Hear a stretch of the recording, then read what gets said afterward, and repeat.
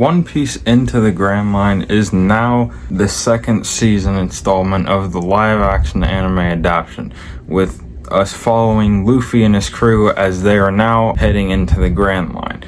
And now, overall, I'll say I really enjoyed this season. Now, I liked season 1 as well, but in my opinion, yeah, this season definitely topped the charts for me, honestly.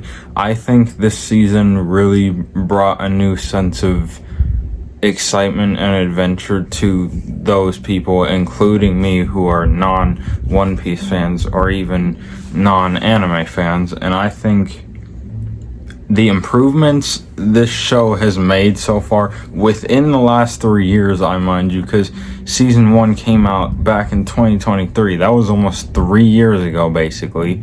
And we are now in 2026.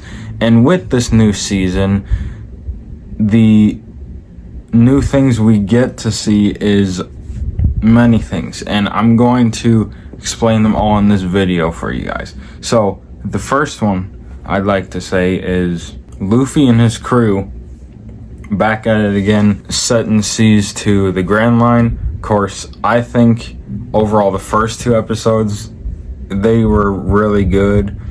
I loved how we immediately got back into the action right after we ended season 1 with them heading into the Grand Line.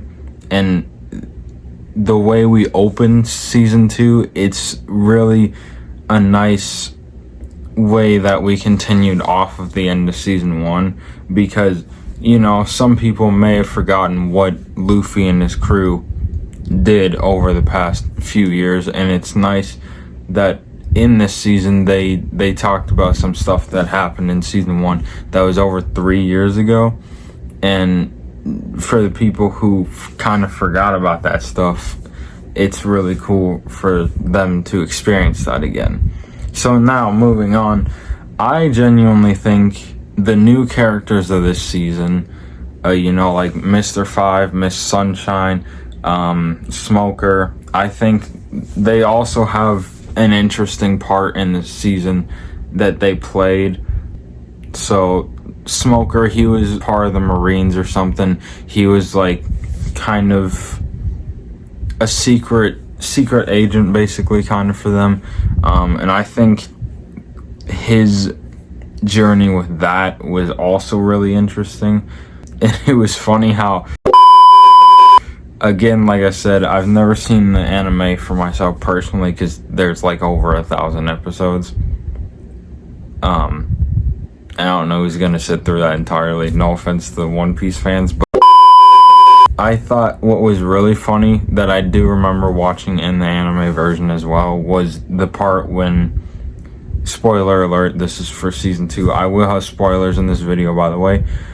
My favorite part from that season 2 adaptation from the anime was when Smoker, he basically bumped into a little girl who had ice cream.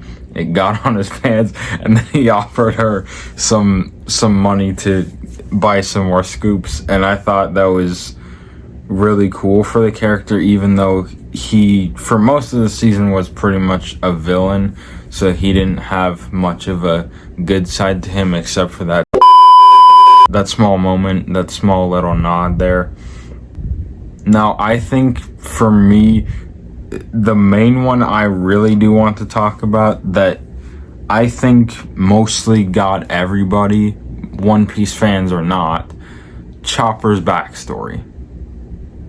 I think for Chopper, as he's a new addition to this season and also pretty famous, popular character in the One Piece anime, manga, whatever you want to call it, Chopper's backstory, he went through a lot.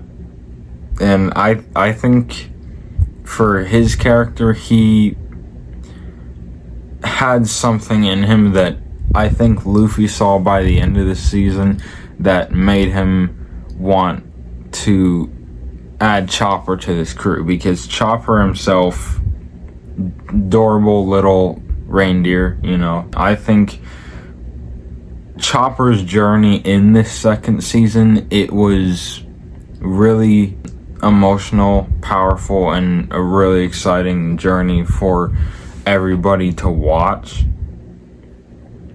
And as far as like Chopper's relationships in this show, or friendships, his relationship with the Doctor was also very emotional when they revealed Chopper's backstory in episode 7, titled Reindeer Shames. We do not care. I thought that was really emotional as well.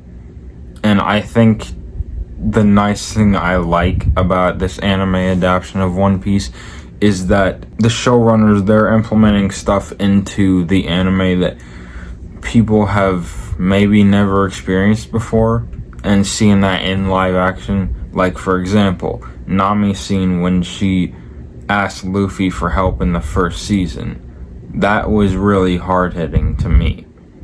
And I think by the end of this season, one of the other hard-hitting parts, aside from Chopper's backstory in this season, I think seeing a side of Zoro that I never realized I think I'd see for this season was an interesting part for his character.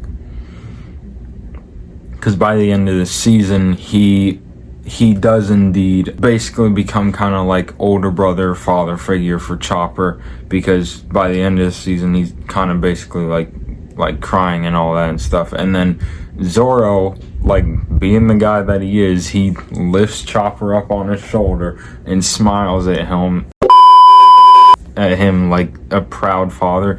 And that scene, I'm gonna be honest, it did get me. It like brought me to tears like so fast, which was insane, because I don't genuinely cry at too many things, but that for sure was one of the things where I'm like, that was nothing I expected. And I watched this season for the first time, and I watched it like 2 or 3 other times before reviewing this, but for that moment to happen and me watching that for the first time, yeah, I was shocked to genuinely cry the first time I watched that scene in the season finale.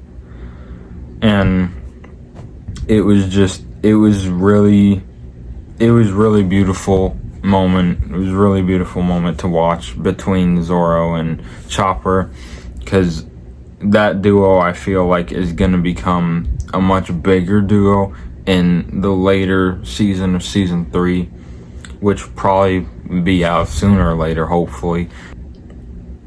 But yeah, and I think, again, these new characters and storylines for the season really put into perspective of something new when it comes to me enjoying film and TV, because movies and TV shows, they give you a kind of perspective where you're like, I never thought of it that way. I never thought I would have this kind of emotion towards this kind of scene or moment inside the show or movie or even short film. But yeah, it was genuinely a really good season to me. And like I said, my honest opinion, it's better than season 1. I enjoyed season 1 a lot, but now seeing these characters like as a group, as a team, it's really nice to see these characters together once again for another adventure. And now I will talk about my genuine shock about the ending of this season. The actor Joe Manganiello. Hey guys, it's Editing Austin here. So apparently it's pronounced Joe Manganiello. Sorry for butchering the name. Back to the video. He plays Mr. Zero, aka Crocodile, who is a character adapted from the One Piece anime in live action. And I think for the small amount of time that Crocodile was on screen in live action, he cooked. It was absolute cinema. I'm not gonna lie, I think that was probably the one time, like, seeing a character adapted into live action, I was genuinely like, oh, this guy's like gonna be kind of tough to beat in the next season, because he's he's like terrifying, honestly. That's why most of the villains pretty much feared him throughout this whole season, even if he wasn't on screen till like the season finale episode. But other than that, yeah, I think this season overall is indeed the best season I have ever watched for One Piece for the first time. But that's gonna do it for this video. So I hope you guys enjoyed. Obviously, don't forget to like, comment, subscribe. Leave your thoughts in the comments down below, obviously. And let me know what you thought of this season. Did you think it was better than the first season? Did you not? Did you not even like the season in general opinion? Just leave that all down in the comments below. And yeah, that'll pretty much do it for this video. I hope you guys enjoyed. Make sure to look out for my next video coming soon, Stranger Things. And as always, I will catch you guys on the flip side.